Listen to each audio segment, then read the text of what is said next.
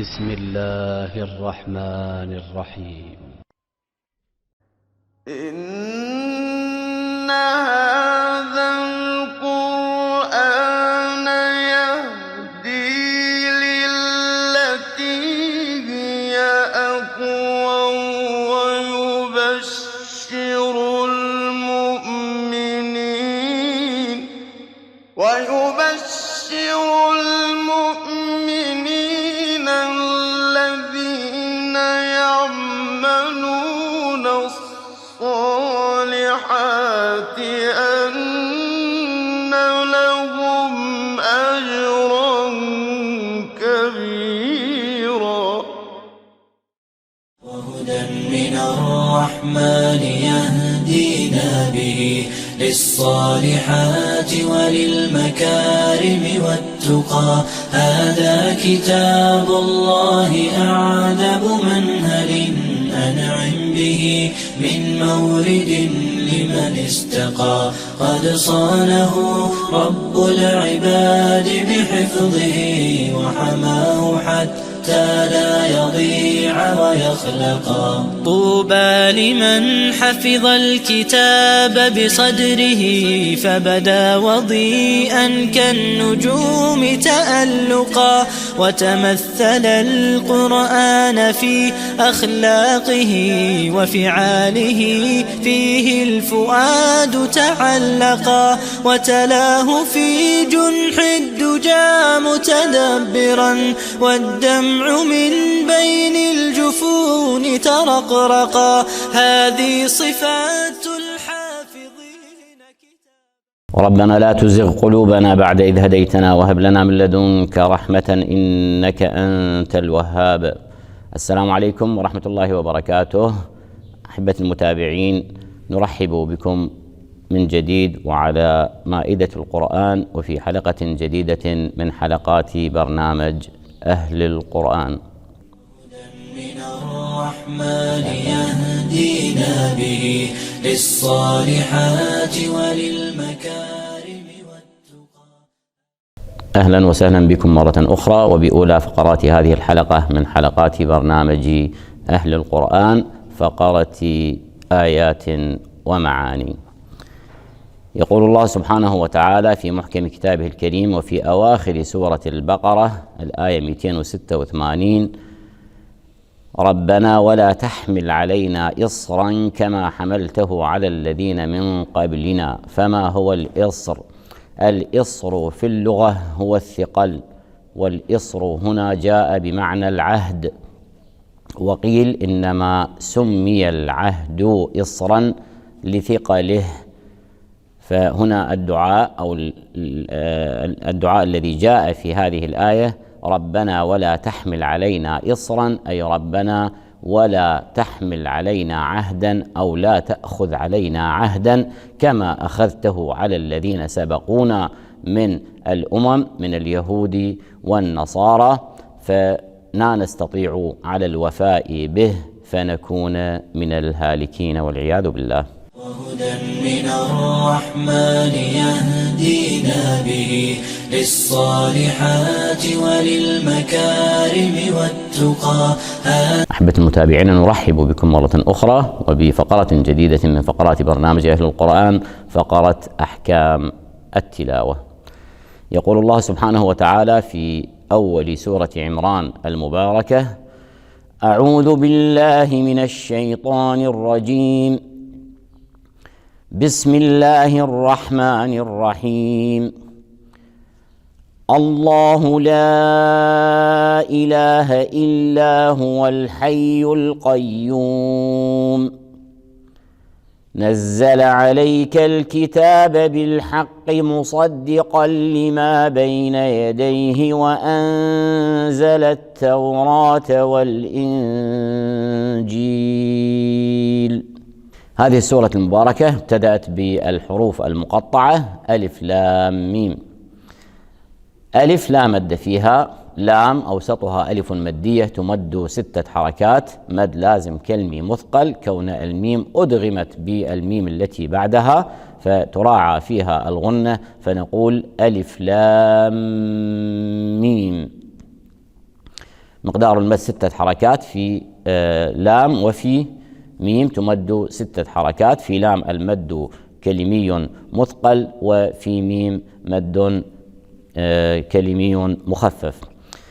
هنالك حكم لا بد أن نشير إليه، إنه هنا في هذا المورد هو المورد الوحيد الذي حصل فيه التقاء ساكنين في الحروف المقطعة، حيث أن الميم ساكنة ولام لفظ الجلالة ساكنة. ففي حال الواصل يحصل التقاء ساكنين. هنا فيها وجهان. الوجه الأول هو أن نعتد بالحركة العارضة، بالميم العارضة، كوننا سنفتح الميم للتخلص من التقاء الساكنين، نعتد بالفتحة العارضة ونمد، يكون المد مدا طبيعيا بمقدار حركتين. فنقرأها بهذا الشكل: ألف لام ميم الله. المد بمقدار حركتين، أو القصر حركتين مع فتح الميم للتخلص من التقاء الساكنين. هذا هو الوجه الأول وصلا. الوجه الثاني وصلا هو عدم الاعتداد بالحركة العارضة، بالفتحة العارضة، فيبقى الإشباع في المد مع فتح الميم وصلا. تقرأ بهذه أو بهذا الشكل، نقول: ألف لام ميم الله لا إله إلا هو الحي القيوم. في الآية التي تليها الله لفظ الجلالة، إذا ابتدأنا به نبتدأ به بهمزة قطع مفتوحة، فنقول الله. لام لفظ الجلالة هنا مغلظة، تفخم ويفخم الألف بعدها، فنقول الله. لا إله، هنا في لا إله مد منفصل، ألف مدية جاءت متبوعة بهمزة، والألف المدية في كلمة والهمزة في كلمة أخرى، فالمد مد منفصل يصح فيه القصر حركتان، ويصح فيه المد 4 أو 5 حركات. اللام هنا مرققة في إله، ترقق وترقق الألف بعدها، فنقول لا إله إلا. اللام مشددة، نضغط اللام لبيان تشديدها، فنقول إلا. الحرف المشدد هو عبارة عن حرفين، الأول ساكن والثاني متحرك. نعطي للساكن زمنه كحرف بيني، ونعطي للمتحرك زمنه، فنقول إلا. إلا دون ركون عليها. هو الهاء مرققة والواو مرققة. في كلمة الحي اللام لام التعريف قمرية، تظهر مع حرف الحاء كون الحاء حرفا قمريا، والياء مشددة. نضغط الياء المشددة لبيان تشديدها، فنقول هو الحي. وفي حال الوقف، وإن كان المورد ليس مورد وقف، هنا من موارد النبر الوقوف على الحرف المشدد، فنقول هو الحي. هو الحي، ولا يصح أن نقول هو الحي. هو الحي هنا ياء واحدة، نضغط الياء المشدد لبيان تجديدها، ولكي يظهر أن الموقوف عليه حرفين، وإن كان المورد هنا ليس من موارد الوقف. لكن لو فرضنا أن الوقف كان اختبارا أو وقف عارض للسكون، نضغط الياء لبيان تجديدها. القيوم لام التعريف قمرية، تظهر مع حرف القاف، فنقول القيوم. والقاف حرف استعلاء مفتوح يفخم بثاني مراتب التفخيم، فنقول القيوم. والياء بعده مشددة، يضغط الياء المشدد لبيان تجديده، فنقول القيوم. نزل النون مرققة والزاي مشددة، نعطي للزاي حقه كحرف رخو، فنقول نزل عليك الكتاب. العين مرققة واللام مرققة والياء لينية، ومتبوعة بحرف كاف متحرك، فتعطى رخاوتها كحرف اللين، لكن لا مد فيها هنا، لأن مد اللين يمد وقفا لا وصلا. الكتاب اللام في الكتاب لام قمرية، لأن الكاف حرف قمري تظهر مع حرف الكاف فنقول الكتاب. التاء حرف مرقق جاء متبوعا بألف فلا نقول الكتاب، وإنما نقول الكتاب، يراعى ترقيق التاء مع ترقيق الألف بعده. الكتاب بالحق. القاف في كلمة بالحق مشددة، لو وقفنا عليها تقلقل قلقلة كبرى فنقول بالحق، وفي حال الوصل تكون بالحق مصدقا. الصاد حرف استعلاء مفتوح يفخم بثاني مراتب التفخيم، والقاف مفتوح حرف استعلاء مفتوح، القاف حرف استعلاء مفتوح يفخم بثاني مراتب التفخيم فنقول مصدقا لما. جاء منونا التنوين النون الساكنة نون التنوين اللفظية تدغم بحرف اللام فنقول مصدقا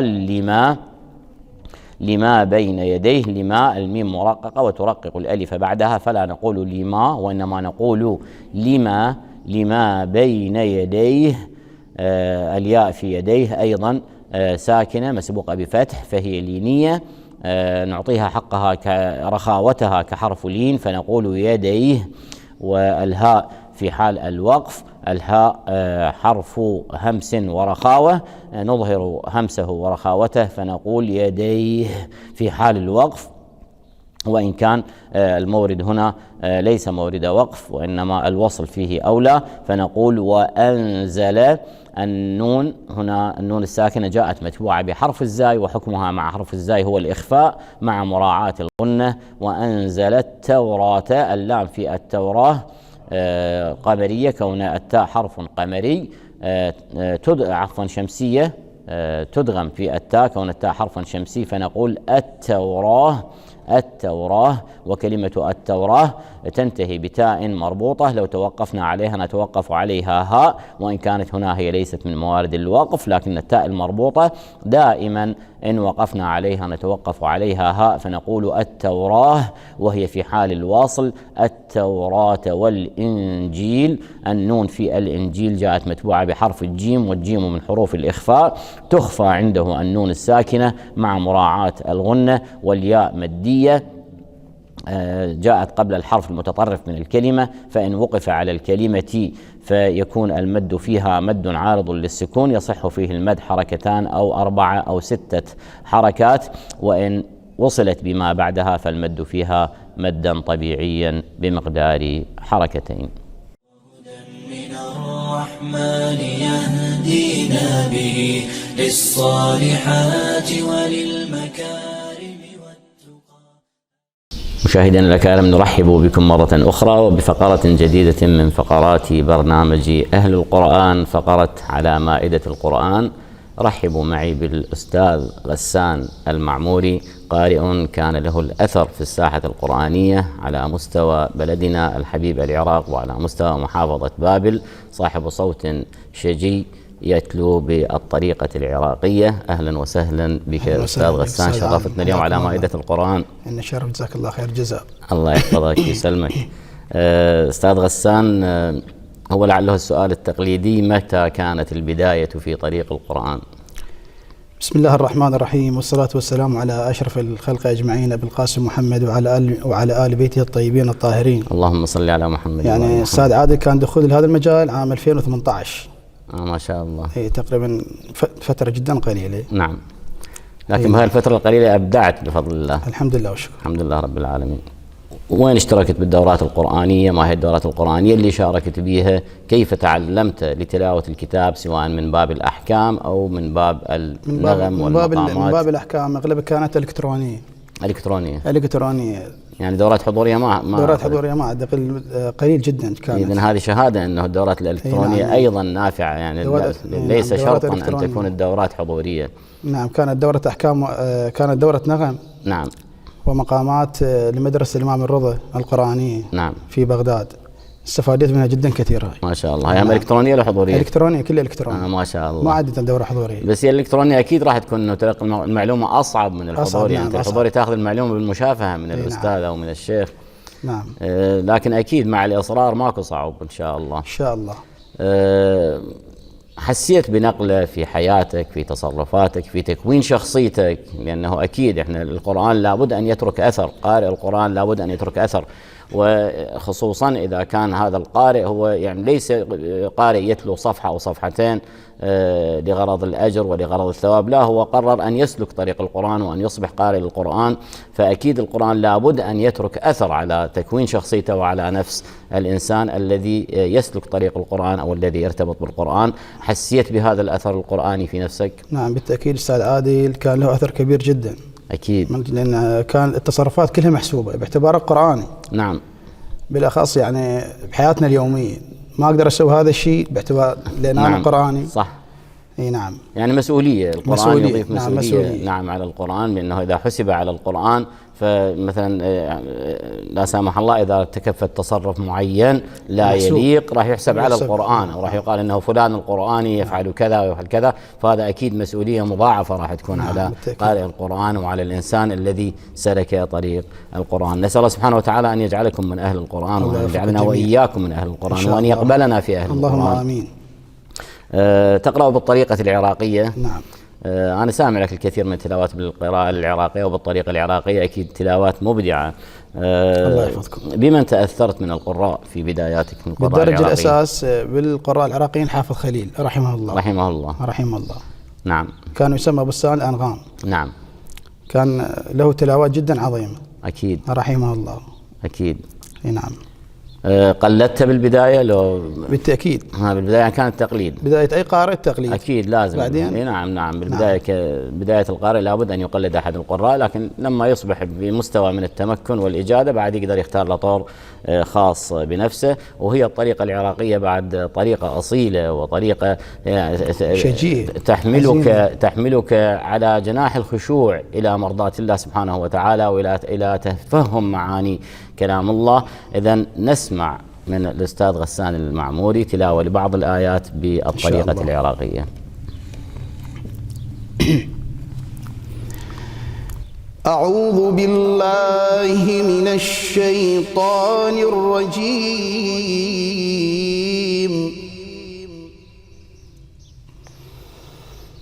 بسم الله الرحمن الرحيم.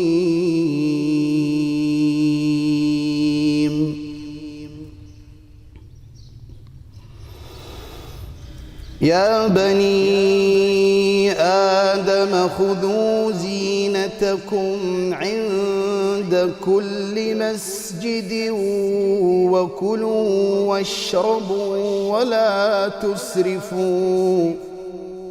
ما شاء الله. إنه لا يحب المسرفين.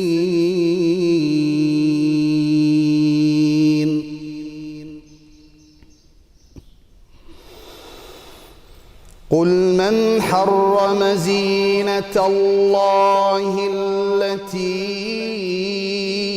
أخرج لعباده والطيبات من الرزق، قل هي للذين آمنوا في الحياة الدنيا خالصة يوم القيامة،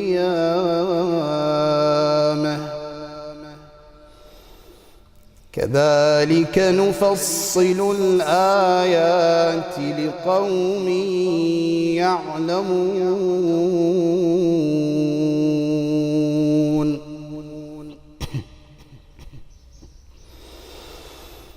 قل إنما حرم ربي الفواحش ما ظهر منها وما بطن والإثم والبغي بغير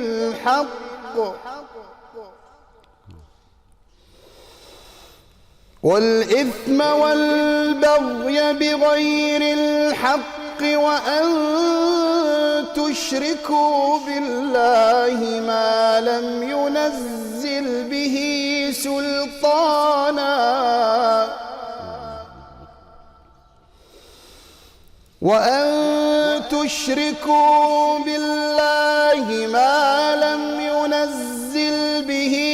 سلطانا تقولوا على الله ما لا تعلمون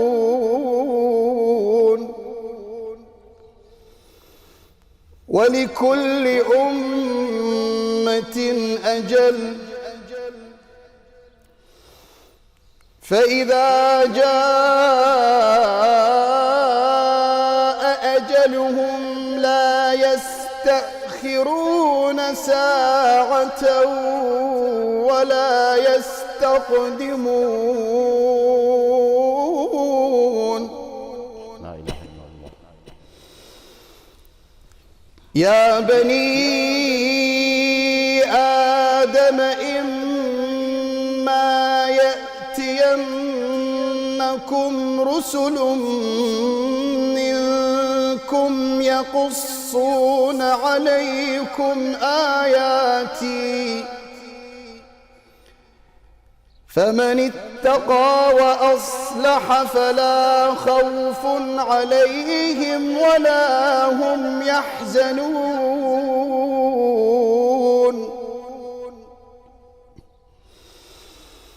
والذين كذبوا بآياتنا واستكبروا عنها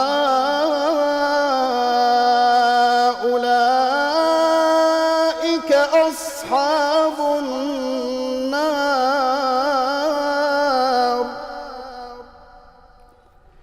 أولئك أصحاب النار هم فيها خالدون. صدق الله العلي العظيم. وصدق رسوله الكريم. أحسنتم وجدتم أستاذ غسان، شرفتونا اليوم على مائدة القرآن. الله يحفظكم. جزاكم الله خير جزيل الشكر. تعبناكم اليوم. الله يحفظكم. نسأل الله سبحانه وتعالى أن يوفقكم في مساعيكم. يوفق الجميع إن شاء الله. جزاكم الله خير الله الجزاء. يحفظكم. أحبتي، إذن مع هذا النغم الشجي وهذا الصوت القرآني العراقي الجميل نكون قد وصلنا إلى نهاية هذه الحلقة. نلتقيكم مرة أخرى في برنامج أهل القرآن، ونلتقي بضيف آخر على مائدة أهل القرآن. حتى ذلك الحين أستودعكم الله، والسلام عليكم ورحمة الله وبركاته. بسم الله الرحمن الرحيم.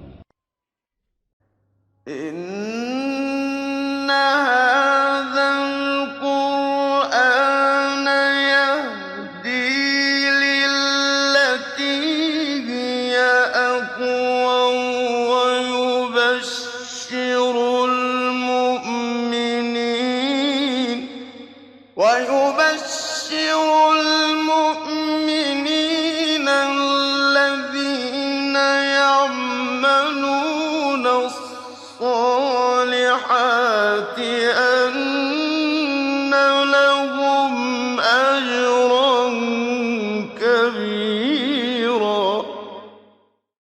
وهدى من الرحمن يهدينا به للصالحات وللمكارم والتقى. هذا كتاب الله أعذب منهل أنعم به من مورد لمن استقى. قد صانه رب العباد بحفظه وحماه حتى لا يضيع ويخلقا. طوبى لمن حفظ الكتاب بصدره فبدا وضيئا كالنجوم تألقا. وتمثل القرآن في أخلاقه وفعاله فيه الفؤاد تعلقا. وتلاه في جنح الدجى متدبرا والدمع من بين الجفون ترقرقا. هذه صفات